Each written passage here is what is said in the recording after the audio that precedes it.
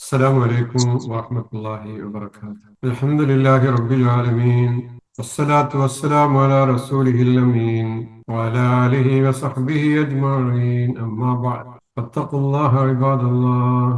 أعوذ بالله من الشيطان الرجيم. بسم الله الرحمن الرحيم. وأضل فرعون قومه وما هدى يا بني إسرائيل قد أنجيناكم من عدوكم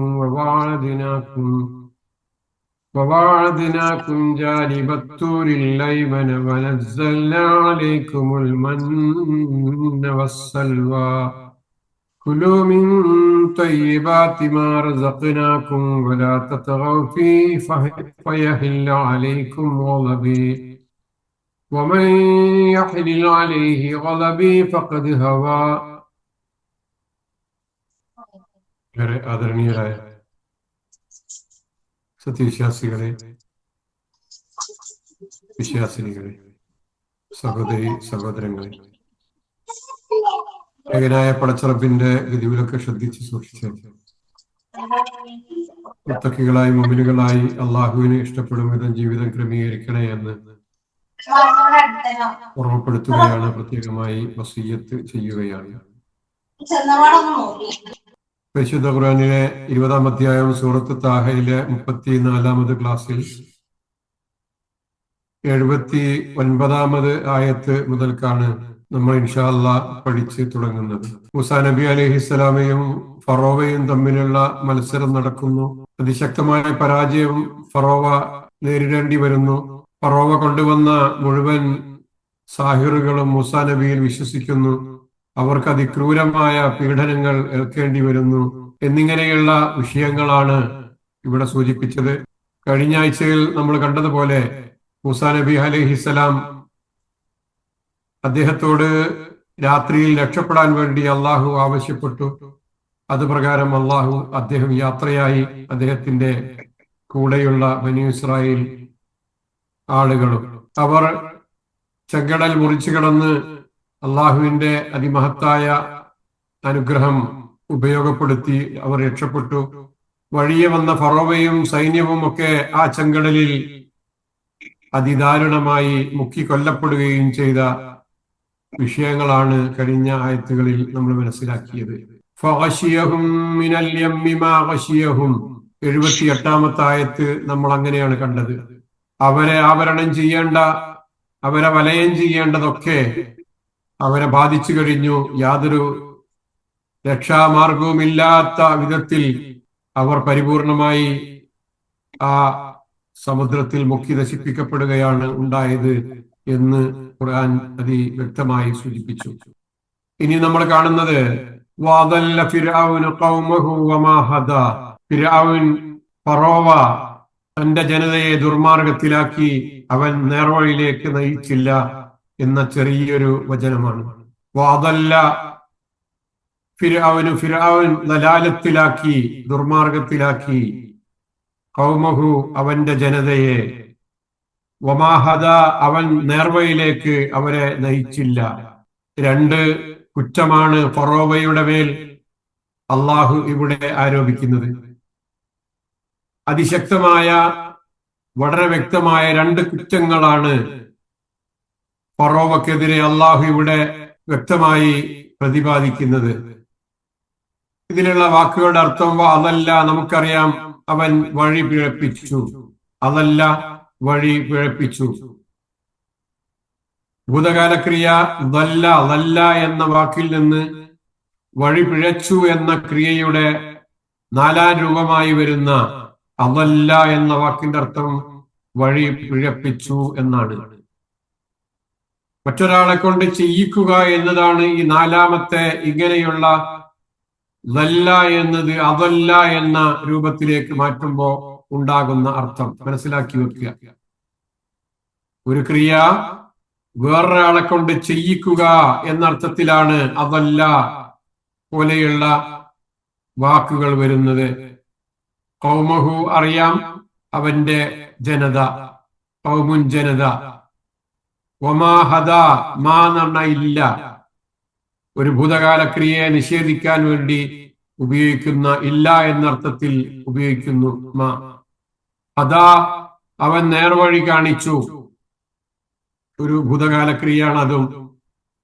ഫറോവ ചെയ്തിരിക്കുന്ന രണ്ട് ഗുരുതരമായ കുറ്റം, ഫറോവയുടെ ഭൗതികമായ നാശത്തിന് ശേഷമുള്ള ഒരു ധാർമ്മികമായ വിധി പ്രഖ്യാപനമാണ് അള്ളാഹു ഇവിടെ നടത്തുന്നത്.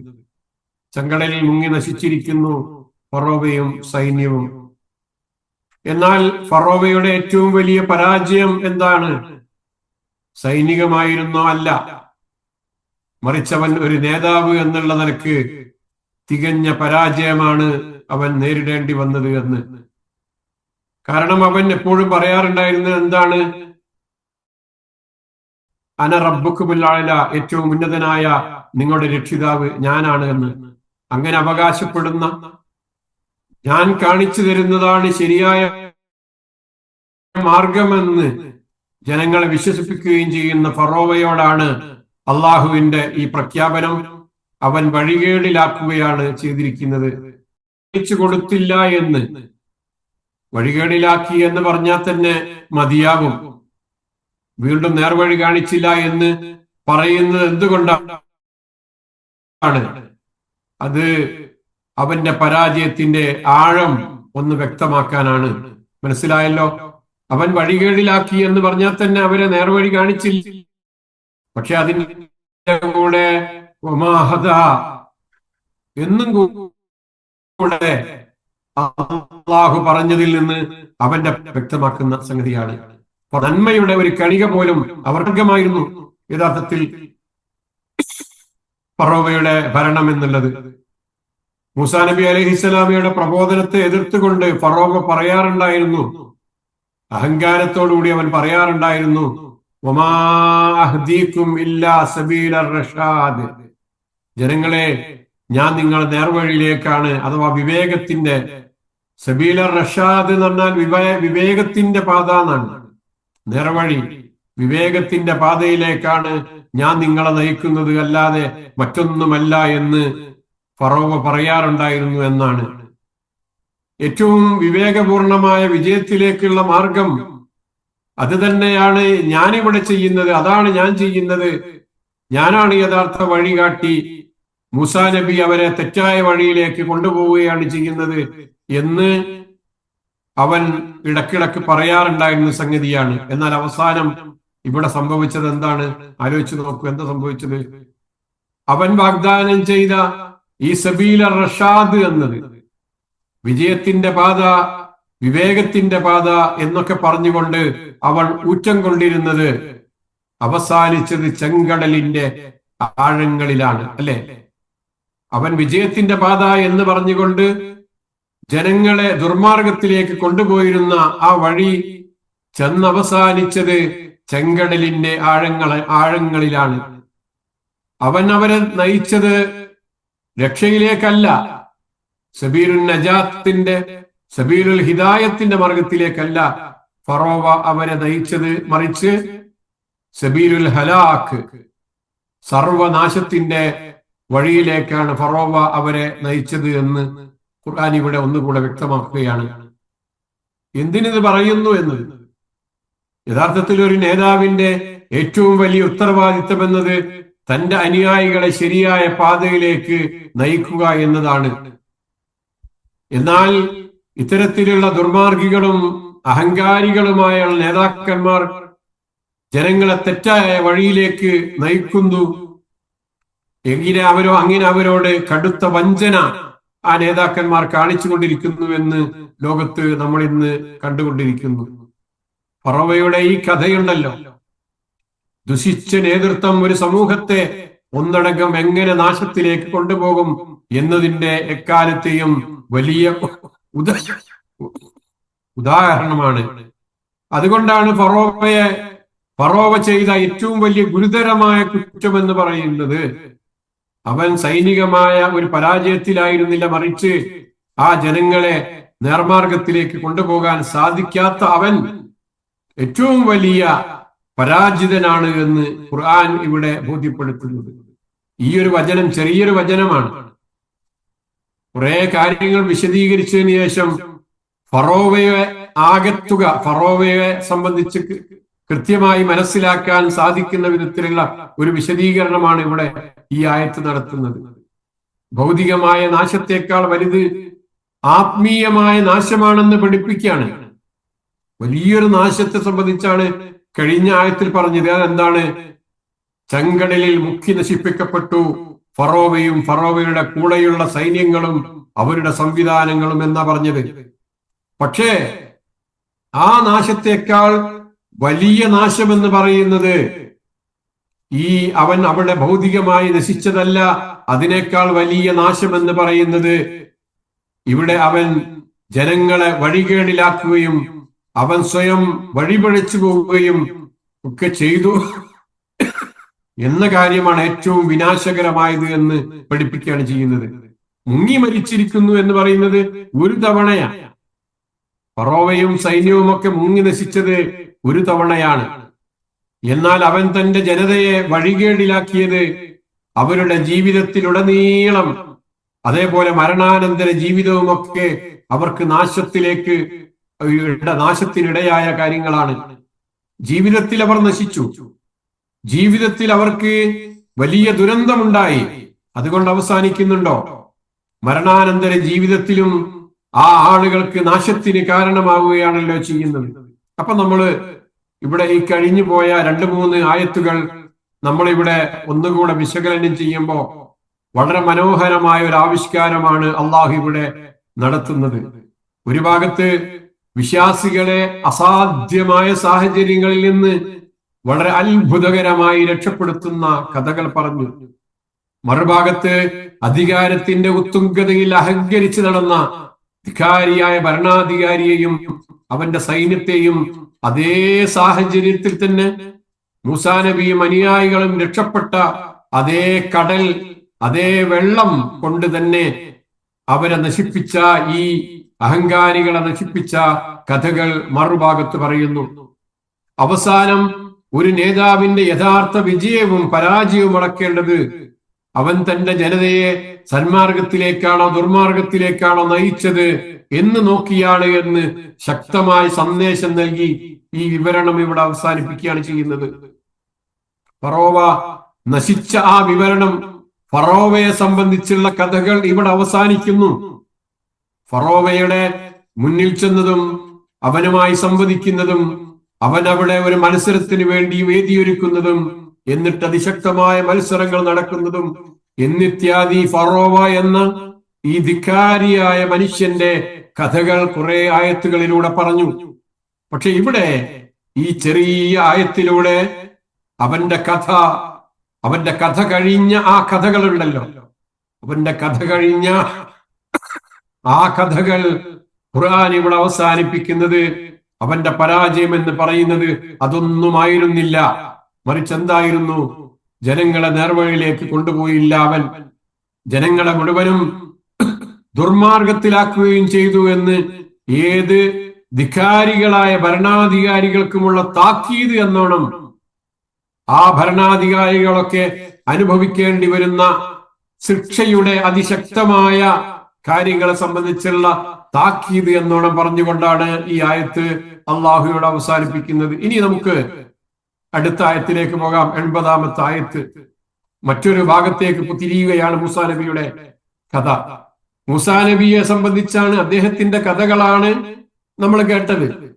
അദ്ദേഹം വിവാഹ ജീവിതം തുടങ്ങി, അവിടെ നിന്ന് അതിന്റെ മഹറിന്റെ കാലാവധി പൂർത്തിയാക്കി യാത്ര തിരിച്ചു പോരുന്നത് മുതൽ വിവിധ ഘട്ടങ്ങളിലൂടെ കടന്നു വന്ന് വീണ്ടും അദ്ദേഹം ചെറുപ്പകാലത്ത് ജനിച്ചിരുന്ന അദ്ദേഹത്തിന്റെ ജന്മവുമായി ബന്ധപ്പെട്ട കഥകൾ, അങ്ങനെ കുറെ സംഭവങ്ങൾ ഇങ്ങനെ പറഞ്ഞു വന്നിട്ട് മൂസാ നബിയുടെ ആ ഒരു ഭാഗം ഇവിടെ അവസാനിപ്പിച്ച് മൂസാ നബി ഏൽപ്പിക്കപ്പെട്ട മറ്റൊരു ദൗത്യം എന്ന് പറയുന്നത് ഫറോവയുടെ കീഴിൽ അടിമകളായി വളരെ മോശം അവസ്ഥയിൽ ജീവിച്ചിരുന്ന ബനു ഇസ്രായേല്യരെ അവിടെ നിന്ന് രക്ഷപ്പെടുത്തിക്കൊണ്ടു പോകുന്ന ഒരു കഥ എണിയാണ് തുടങ്ങുന്നത്. ഇനി ശ്രദ്ധിക്കുക. യാ ബനീ ഇസ്രായീല ഖദ് അൻജൈനാകും ഖദ് അൻജയ്നാകും മിൻ അദുവ്വിക്കും വവഅദ്നാകും ജാനിബത്തൂരിൽ അയ്മൻ വനസ്സൽനാ അലൈക്കുമുൽ മന്ന വസ്സൽവാ യാ ബനീ ഇസ്രായീല ഖദ് അൻജയ്നാകും മിൻ അദുവ്വിക്കും وواعدناكم جانب الطور الأيمن ونزلنا عليكم المن والسلوى ഇസ്രായേൽ സന്തതികളെ, യാ ബനി ഇസ്രായേൽ, നിങ്ങളുടെ ശത്രുവിൽ നിന്ന് നിങ്ങളെ നാം രക്ഷപ്പെടുത്തുകയും ഖദ് അൻജയ്നാകും മിൻ അദുവ്വിക്കും ഖദ് അൻജയ്നാകും മിൻ അദുവ്വിക്കും വവാഅദ്നാകും ജാനിബത്തൂരിൽ അയ്മന, തൂർ പർവ്വതത്തിന്റെ വലതുഭാഗം നിങ്ങൾക്ക് നാം നിശ്ചയിച്ച് തരികയും വനസ്സൽനാ അലൈക്കുമുൽ മന്ന വസ്സൽവാ, മന്നായും സൽവായും നിങ്ങൾക്ക് നാം ഇറക്കിത്തരികയും ചെയ്തു. 3 അനുഗ്രഹങ്ങളെയാണ് അള്ളാഹു ഇവിടെ അവരെ ഉറപ്പിക്കുന്നത്. ഒന്ന്, നിങ്ങളുടെ ശത്രുവിൽ നിന്ന് നിങ്ങളെ നാം രക്ഷപ്പെടുത്തി. ആ കടല് കടന്ന് പിന്നെ അവർ പോകേണ്ടത് എങ്ങോട്ടാണ്? തൂർ പർവ്വതത്തിന്റെ വലതുഭാഗത്തേക്കാണ്. അത് തൂർ ആ പർവ്വതമാണ്, മരുഭൂമിയാണ്. അവർ വെറും കൈയോടെ യാത്ര ചെയ്ത് വന്നവരാണ്. അവരുടെ മുമ്പിൽ അനിശ്ചിതത്വമാണ്, ഒന്നും തന്നെയില്ല. അവിടെ എവിടെയാണ് അവർ താമസിക്കേണ്ടത് എന്നവർക്ക് ഒരു സ്ഥലം നിശ്ചയിച്ചു കൊടുത്തു. തൂർ പർവ്വതത്തിന്റെ വലതുഭാഗത്ത് അവർ താമസിക്കണമെന്ന്. ഭക്ഷണമില്ലാത്ത, വെള്ളമില്ലാത്ത ഒരവസ്ഥയിൽ അവർക്ക് മന്നായും സൽവായും ഇറക്കിക്കൊടുക്കുകയും ചെയ്തു.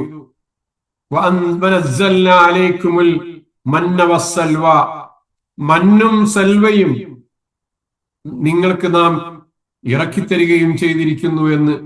വാക്കുകളുടെ അർത്ഥം നോക്കാം.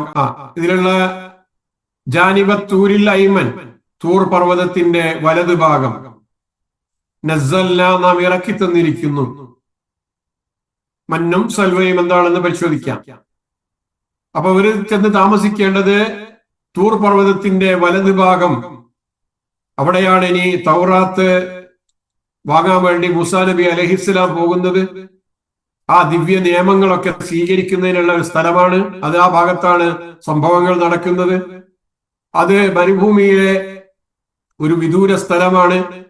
അവിടെ കൃഷിയോ വെള്ളമോ ഇല്ലായിരുന്നു. അതുകൊണ്ട് ഇനി അവർക്ക് ഭക്ഷണം നൽകുകയാണ് അള്ളാഹു ചെയ്യുന്നത്.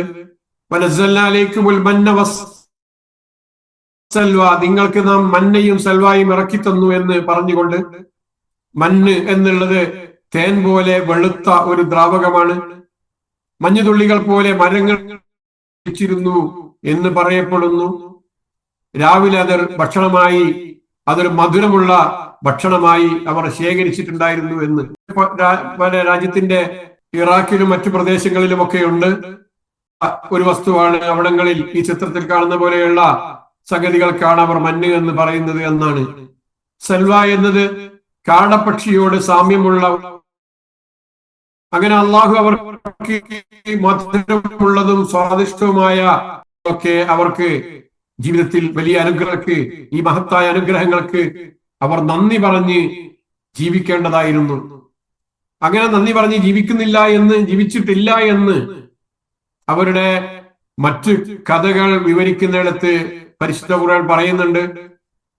ലൻ നസ്ബിറ അലാ തആമിൻ വാഹിദിൻ ഫദ്ഉ ലനാ റബ്ബക യുഖ്രിജ് ലനാ മിമ്മാ തുൻബിതുൽ അർളു മിൻ ബഖലിഹാ വഖിസ്സാഇഹാ വഫൂമിഹാ വഅദസിഹാ വബസലിഹാ. ഈ സ്വാദിഷ്ടമായ ഭക്ഷണം അവർക്ക് നൽകിയിട്ട് അവർ മൂസാ നബിയോട് ആവശ്യപ്പെടുന്നുണ്ട്, ഞങ്ങൾക്ക് ഇത് പോരാ, ഞങ്ങൾക്ക് വേണ്ടത് ചീരയാണ്, വെള്ളരിക്കയാണ്, വെളുത്തുള്ളിയാണ്, പയറാണ്, ഉള്ളിയാണ്, അതൊക്കെയാണ് ഞങ്ങൾക്ക് വേണ്ടത് എന്ന് പറഞ്ഞുകൊണ്ട് അവർ മൂസാ നബിയോട് ആവശ്യപ്പെടുന്നുണ്ട് എന്ന് ഖുർആൻ പറയുന്നുണ്ട്. അപ്പൊ അവരോട് തിരിച്ച് അള്ളാഹുവിന്റെ ഒരു ചോദ്യമുണ്ട്.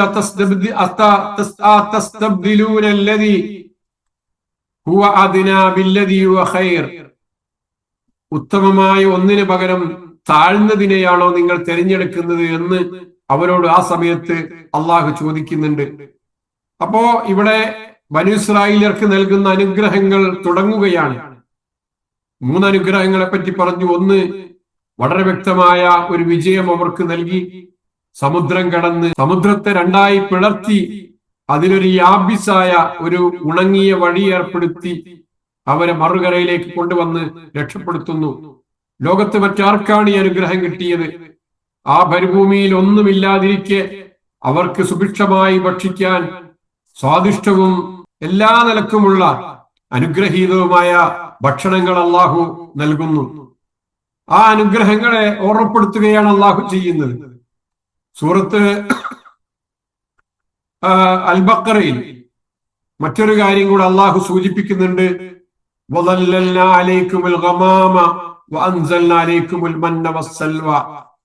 മന്നും സൽവയും നൽകി എന്ന് പറഞ്ഞിടത്ത് അവിടെ വേറൊരു കാര്യം കൂടെ സൂചിപ്പിച്ചത് നാം നിങ്ങൾക്ക് മേഘത്താൽ തണൽ നൽകുകയും ചെയ്തിരിക്കുന്നു എന്ന. അവരുള്ളയിടത്ത് അവരോട് താമസിക്കാൻ പറഞ്ഞിടത്ത് മേഘം കൊണ്ട് അവർക്ക് തണലിട്ട് അള്ളാഹു നൽകിയിട്ടുണ്ടായിരുന്നു എന്ന്. ഇതൊക്കെ ഈ അനുഗ്രഹങ്ങൾ ഓരോന്നും ഇപ്പൊ 4 അനുഗ്രഹങ്ങൾ വളരെ പ്രത്യക്ഷമായി ഇപ്പൊ നമ്മൾ കേട്ടു. ഒന്ന്, അവരെ കടൽ കടത്തി രക്ഷപ്പെടുത്തത്. രണ്ടാമത്, അവർക്ക് താമസിക്കാനുള്ള സൗകര്യങ്ങൾ ചെയ്തു കൊടുത്തത്. മൂന്നാമത്തെ, മന്നും സൽവയും നൽകിയത്. നാലാമത്തത്, അവരുള്ളയിടത്ത് മേഘം കൊണ്ട് അവർക്ക് തണലിട്ട് കൊടുത്തത്. ഇത്രയും വലിയ അനുഗ്രഹങ്ങൾ ഒക്കെ നൽകപ്പെട്ട ഒരു വിഭാഗമായിരുന്നു അത് അവരെന്ന്. ഇനി അവരുടെ ചില ചെയ്തികളിലേക്ക് പോവുകയാണ്, ചില പ്രവർത്തനങ്ങളിലേക്ക് പോവുകയാണ്. പൊതുവായ ചില നിർദ്ദേശങ്ങൾ എന്നുള്ള നിലക്ക്, എല്ലാരും കൂടെ പറയുന്ന ഒരു കാര്യം എന്നുള്ള നിലക്ക്, ഇത്തരത്തിലുള്ള അനുഗ്രഹങ്ങൾ അള്ളാഹുവിന്റെ ഭാഗത്ത് നിന്ന് ലഭിക്കുമ്പോ സ്വാഭാവികമായും മനുഷ്യരുടെ ഭാഗത്ത് നിന്ന് എന്താണ് ഉണ്ടാകേണ്ടത്? നന്ദിയുള്ളവരായി ജീവിക്കണ്ടേ? ആ നന്ദിയുടെ ഭാഗമായി എന്തൊക്കെയാണ് മനുഷ്യരിൽ ഉണ്ടാകേണ്ട കാര്യങ്ങൾ? അതിനെ സംബന്ധിച്ച് സൂചന നൽകുന്ന ഒരു ചെറിയ ആയത്തും കൂടെ നമ്മൾ അത് കേട്ടു തുടങ്ങുകയാണ്. വിശദീകരിച്ച് തീർക്കാൻ സമയമുണ്ടായിക്കൊള്ളണമെന്നില്ല, ശ്രദ്ധിക്കുക.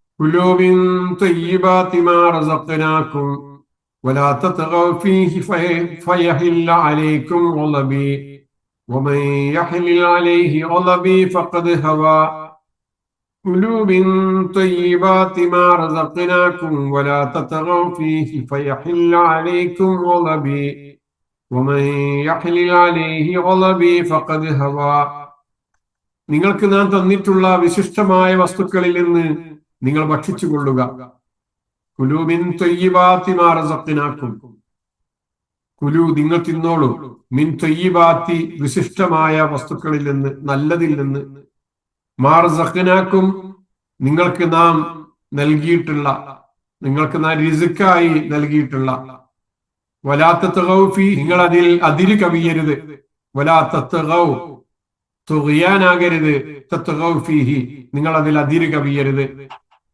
ഫയഹില്ല അലൈക്കും ഗളബി അങ്ങനെ നിങ്ങൾ ചെയ്താൽ, നിങ്ങൾ അതിര് കവിഞ്ഞാൽ എന്റെ കോപം നിങ്ങളുടെ മേൽ വന്നിറങ്ങുന്നതാണ്. ഭക്ഷിച്ചോളൂ, നിങ്ങൾ നല്ലതെന്ന് തിന്നാൻ പാടുള്ളൂ, പക്ഷേ നിങ്ങൾ അതിര് കവിയരുത്. അങ്ങനെയായാൽ നിങ്ങളുടെ മേൽ എന്റെ കോപം വന്നിറങ്ങുന്നതാണ്. എന്റെ കോപം വന്നിറങ്ങിയാൽ അലൈഹി ഗളബി എന്റെ കോപം ആരുടെ മേലെങ്കിലും വന്നിറങ്ങിയാൽ ഫഖദ് ഹവാ അവൻ നാശത്തിൽ പതിച്ചത് തന്നെയാണ്. വളരെ വ്യക്തമാണ് കാര്യങ്ങൾ.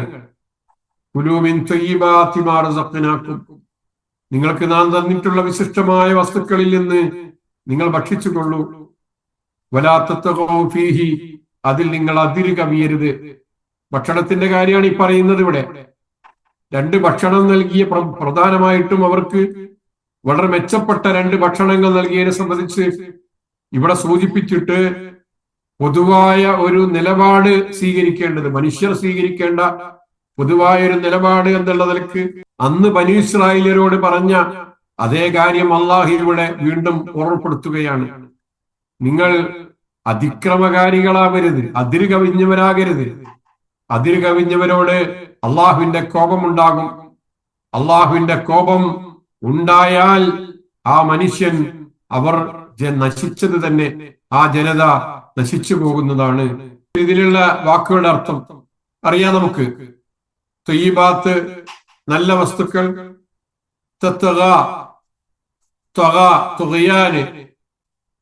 അതിര് കവിയുക, അതിക്രമകാരിയാവുക, യഹില്ലു വന്നിറങ്ങുന്നു. അതിന്റെ മറ്റു അർത്ഥമുണ്ട്. ഇൻഷാ അല്ലാഹ് വിശദീകരണത്തിലേക്ക് പോകുമ്പോൾ ആ ആയത്തിന്റെ ഭാഗങ്ങളിൽ വെച്ച് നമുക്ക് മനസ്സിലാക്കാം. തീർച്ചയായും മനുഷ്യന്റെ ഭക്ഷണവും വെള്ളവും വായുവും അവന്റെ ജീവിതത്തിന്റെ ഏറ്റവും അടിസ്ഥാന ഘടകങ്ങളാണ്. അള്ളാഹു നമുക്ക് അത് നൽകുമെന്ന് ഉറപ്പ് നൽകിയിട്ടുണ്ട്. ഈ ഭൂമുഖത്ത് അള്ളാഹു അത് സംവിധാനിച്ചിട്ടുണ്ട്. ഇവിടെ ഭക്ഷണം കഴിക്കാൻ കുലു എന്ന് പറഞ്ഞുള്ള കൽപ്പന, അതൊരു കൽപ്പനയാണ്. കുലു, നിങ്ങൾ തിന്നോളൂ എന്നുള്ളത് ഒരു അനുവാദത്തിന്റെ രൂപത്തിലാണ് അതുള്ളത്, ശരിയാണ്. പക്ഷെ ഭക്ഷണം കഴിക്കാതെ ജീവന് ഹാനികരമാകുന്ന വിധത്തിൽ ഒരാൾ ഭക്ഷണം ഉപേക്ഷിച്ചാൽ അവന് അത് നിർബന്ധമായി, കുലു എന്നത് അവനോട് നിർബന്ധമായ ഒരു കൽപ്പനയാണ് എന്നും കൂടെ പറയാം. മനസ്സിലായിട്ടുണ്ടാവില്ലോ. കുലു, നിങ്ങൾ തിന്നോളൂ എന്ന് പറയുമ്പോ അതൊരു അനുവദനീയമായ കൽപ്പനയാണ് എന്നാണ് തോന്നുന്നത്. പക്ഷേ ഒരാൾ ഭക്ഷണം കഴിക്കാതെ നിരാഹാരം അനുഷ്ഠിച്ചുകൊണ്ട് അയാളുടെ ജീവന് തന്നെ ഹാനികരമായ വിധത്തിൽ കഴിച്ചു കൂട്ടുകയാണെങ്കിൽ അവനോടുള്ള കൽപ്പന കുലു എന്ന് പറയുമ്പോ നീ ഭക്ഷണം കഴിക്കണം എന്നാണ്. കുലു, നീ ഭക്ഷണം കഴിക്കണം എന്നാണ് അവനോട് പറയാനുള്ളത്. എന്ന് സാധാരണ ഭക്ഷണം കഴിക്കുന്ന ഒരാളോട് സൂചിപ്പിക്കാനുള്ളത്, നിങ്ങൾ എല്ലാം തിന്നാൻ പോകല്ലേ, മിൻ ത്വയ്യിബാത്തി മാ റസഖ്നാക്കും, നാം നിങ്ങൾക്ക് നൽകിയ ത്വയ്യിബത്തിൽ നിന്നാണ് നിങ്ങൾ തിന്നേണ്ടത്. ത്വയ്യിബത്താണ് നിങ്ങൾക്ക് വേണ്ടത്, വിശിഷ്ടമായത്, നല്ലത് ഒക്കെയാണ് നിങ്ങൾക്ക് വേണ്ടത്. മാ റസഖ്നാക്കും, നിങ്ങൾക്ക് നാം നൽകിയതിൽ നിന്ന്. നിങ്ങൾക്ക് നാം നൽകിയതിൽ പലതും കാണും. ഈ ഭൂമുഖത്ത് പല ജീവികളും പല വസ്തുക്കളും പല ഫലങ്ങളും ഒക്കെ നിങ്ങൾ കാണും. പലതും നിങ്ങൾ കാണുന്നുണ്ട്. പക്ഷെ നിങ്ങൾക്ക് നൽകിയതിൽ അതിലേറ്റവും വിശിഷ്ടമായത്, അനുവദനീയമായത് ഏതാണോ അതാണ് നിങ്ങൾ എടുത്തുപയോഗിക്കേണ്ടത് എന്നാണ്. അതുകൊണ്ടാണ് ത്വയ്യിബാത്തുൻ എന്ന് പറഞ്ഞത്. ത്വയ്യിബാത്തുൻ എന്ന് പറഞ്ഞാൽ എന്താ? നല്ല വസ്തുക്കൾ. അള്ളാഹുവിന്റെ വിഭവങ്ങളിൽ ഒരുപക്ഷെ നല്ലതും അല്ലാത്തതും കാണാൻ സാധിക്കും. മനുഷ്യന്റെ ആരോഗ്യത്തിന് ഹാനികരമായതുണ്ടാകും, അവന്റെ ആരോഗ്യത്തിന് ഗുണകരമായതുണ്ടാകും. റിസ്ക് എന്നത് ഉപകാരപ്പെടുന്ന എന്തും, മനുഷ്യന് ഉപകാരപ്പെടുന്നത്, നിങ്ങൾക്ക് ഉപകാരപ്പെടുന്ന എന്തും ആകാം. അതാണ് ത്വയ്യിബാത്ത് അല്ലെങ്കിൽ റിസ്ക് എന്ന് പറയുന്നത് എന്ന അർത്ഥത്തിൽ വരുന്നത്. അത് ഹറാമാണെങ്കിൽ പോലും അതിന് റിസ്ക് എന്ന് പറയും. പക്ഷേ ഹറാമായ രീതിയിൽ നിങ്ങൾ നേടിയത് നിങ്ങളുടെ വിഭവം തന്നെയാണല്ലോ, പക്ഷെ അത് നിങ്ങൾ ഉപയോഗിക്കാൻ പാടില്ല. ഹറാമായ രീതിയിൽ കിട്ടിയ സംഗതികൾ ഉണ്ടെങ്കിൽ, ഹറാമായ രീതിയിൽ വന്ന കാര്യങ്ങൾ ഉണ്ടെങ്കിൽ അതും നിങ്ങൾക്ക് റിസ്ക് എന്ന് തന്നെ പറയാം. പക്ഷെ അത് നിങ്ങൾ ഉപയോഗിച്ചുകൂടാ. അങ്ങനെ ഒക്കെ ഈ ആയത്തിന്റെ വിശദീകരണങ്ങളിലേക്ക് പോകുമ്പോൾ നമുക്ക് മനസ്സിലാക്കാൻ സാധിക്കും. അങ്ങനെ നിങ്ങൾ ഉപയോഗിക്കുന്ന പക്ഷം, നിങ്ങൾ അതിക്രമം കാണിക്കുന്ന പക്ഷം, സൂറത്തുൽ ബഖറയിൽ അള്ളാഹു സൂചിപ്പിച്ചതുപോലെ വമാ ളലംനാഹും വലാകിൻ കാനൂ അൻഫുസഹും യദ്ലിമൂൻ, നാം അവരോട് അക്രമം കാണിച്ചിട്ടില്ല, പക്ഷെ അവർ തങ്ങളോട് തന്നെയാണ് അക്രമം കാണിച്ചത് എന്ന് പറഞ്ഞതുപോലെ സ്വന്തം നഫ്സിനോടുള്ള അതിക്രമത്തിന് കാരണമെന്ന് പറയുന്നത് അവരുടെ വിഭവങ്ങളിൽ അവർ അതിക്രമം കാണിച്ചു എന്നതാണ്.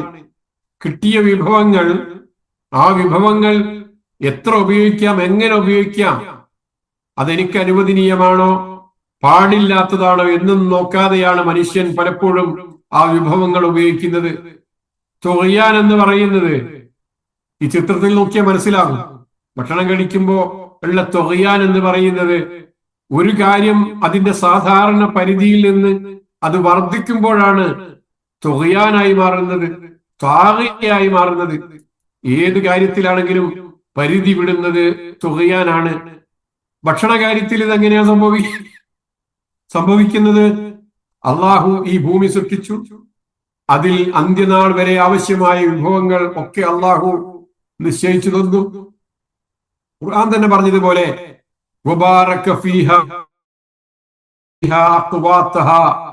ഈ ഭൂമി അവൻ അതിൽ അനുഗ്രഹം ചൊരിഞ്ഞിട്ടുണ്ട്. അതിന്റെ ആഹാരങ്ങൾ അള്ളാഹു ഈ ഭൂമുഖത്ത് കാലത്തിനനുസരിച്ചുള്ള പുതിയ വിഭവങ്ങൾ, പുതിയ റിസ്ക്കുകൾ മനുഷ്യൻ കണ്ടെത്തുന്നു. കഴിഞ്ഞ കാലങ്ങളിലൊന്നും പെട്രോൾ ഉണ്ടായിരുന്നില്ല. ഇന്ന് പെട്രോൾ കണ്ടുപിടിച്ച് അത് ഒരുപാട് അവന്റെ റിസ്ക്കിന് ആവശ്യമായ വിധത്തിൽ മനുഷ്യൻ ഉപയോഗപ്പെടുത്തിക്കൊണ്ടിരിക്കും. വിഭവങ്ങളും ജീവിതത്തിന്റെ അടക്കം ഏതാണ് ഹലാൽ എന്ന് നിങ്ങൾ നോക്കണം. ആ ഹലാലായതാണ്. ഹലാൽ എന്ന അതിര് ലംഘിച്ചുകൊണ്ട് ഭക്ഷണപാനീയങ്ങളിൽ അതിക്രമം കാണിക്കാൻ പാടില്ല എന്ന് മനുഷ്യൻ മനസ്സിലാക്കുക. ചുരുക്കത്തിൽ മനസ്സിലാക്കുക, ഇവിടെ നമ്മുടെ ശരീരം ഒരു വലിയ യന്ത്രമാണ്, ഒരു എഞ്ചിനാണ്. മനുഷ്യൻ നിർമ്മിച്ച യന്ത്രങ്ങൾക്ക് പോലും അതിൻ്റെതായ ഇന്ധനമുണ്ട്. തെറ്റായ ഇന്ധനം നൽകിയാൽ അത് പ്രവർത്തിക്കുമോ? അള്ളാഹു ഉണ്ടാക്കിയ, അള്ളാഹു നിർമ്മിച്ച ഒരു ഇന്ധനം, അത് മനുഷ്യന്റെ ശരീരത്തിലെ ഈ യന്ത്രം, ആ യന്ത്രത്തിന് അനിവാര്യമായ ആവശ്യമായ കാര്യങ്ങൾ എന്താണ് എന്ന് അള്ളാഹു ഹലാൽ എന്ന ഒരു പരിധി നിശ്ചയിച്ചുകൊണ്ട് മനുഷ്യനെ പഠിപ്പിച്ചു കൊടുത്തു. മനുഷ്യനുണ്ടാക്കിയ യന്ത്രങ്ങളെ പരിശോധിച്ചു നോക്കൂ. വിമാനത്തിൽ ഡീസൽ ഒഴിച്ചാൽ അത് പറക്കുമോ? കാരണം അതിന്റെ സ്വഭാവത്തിന് അനുയോജ്യമായ ഇന്ധനമാണോ ഡീസൽ എന്ന് പറയുന്നത്? അതേപോലെ നമ്മുടെ ജീവിതത്തിന്റെ അടിസ്ഥാന ഘടകങ്ങളിലുള്ള പരിധി ഹലാലായ സംഗതിയാണ്. ആ ഹലാൽ അള്ളാഹു അനുവദിച്ചതെന്ത്, അള്ളാഹു നിരോധിച്ചതെന്ത് എന്ന് പരിശോധിച്ചുകൊണ്ട് അതിനടിസ്ഥാനപരമായി എന്തെല്ലാം കാര്യങ്ങളാണ് നമ്മൾ ചെയ്യേണ്ടത് എന്നാണ് മനുഷ്യൻ മനസ്സിലാക്കേണ്ടത് എന്നാണ്. ആയത്ത് അവസാനിപ്പിക്കാൻ കഴിയും തോന്നുന്നില്ല. പക്ഷെ അതിലൊരു പ്രധാനപ്പെട്ട സംഗതി കൂടെ നോക്കൂ. നിങ്ങൾക്ക് നൽകിയ നല്ലതിൽ നിന്ന് നിങ്ങൾ തിന്നോളൂ എന്ന് പറഞ്ഞുകൊണ്ട് ഒരു വലിയ കാര്യമാണ് അള്ളാഹു പറഞ്ഞിരിക്കുന്നത്. അതിൽ ഇഷ്ടൗട്ട് ചെയ്തില്ല. നൽകിയ ഹലാലുകളെ സംബന്ധിച്ച് ഏതൊക്കെയാണ് ഹലാലുകൾ എന്ന് അള്ളാഹു എണ്ണി എണ്ണി പറഞ്ഞിട്ടില്ല. പിന്നെന്താ അള്ളാഹു പറഞ്ഞത്? അള്ളാഹു തആലു അത്ലു മാ ഹറമ റബ്ബുക്കും അലൈക്കും, വരൂ, നിങ്ങളുടെ രക്ഷിതാവ് നിങ്ങൾക്ക് നിരോധിച്ച കാര്യങ്ങൾ ഞാൻ നിങ്ങളെ ഓതി കൽപ്പിച്ചു തരാമെന്നാ പറഞ്ഞത്. അപ്പൊ നിരോധിച്ച കാര്യങ്ങൾ എന്ന് പറയുന്നത് വിരലിൽ എണ്ണാവുന്ന സംഗതികളാണ്. ഹംറ് പാടില്ല, ഖിൻസീർ പാടില്ല എന്നൊക്കെ പറഞ്ഞില്ലേ? രക്തം പാടില്ല, അതൊക്കെ ഭക്ഷണമായി ഉപയോഗിക്കൂട എന്ന് പറഞ്ഞില്ലേ? അപ്പൊ അത് വളരെ കുറഞ്ഞ എണ്ണം മാത്രമേ ഉള്ളൂ. തആലു അത്ലു മാ ഹറമ റബ്ബുക്കും അലൈക്കും, അള്ളാഹു നിങ്ങൾക്ക് ഹറാമാക്കിയത് എന്തൊക്കെയാണെന്ന് ഖുർആൻ പറഞ്ഞു തരാം, അള്ളാഹു പറഞ്ഞു തരുന്നു എന്ന് പറഞ്ഞുകൊണ്ട് ആയത്തുണ്ട്. എന്നാൽ എന്തില്ല? തആലു അത്ലു മാ അഹല്ലല്ലാഹു ലക്കും എന്ന് ആയത്തില്ല.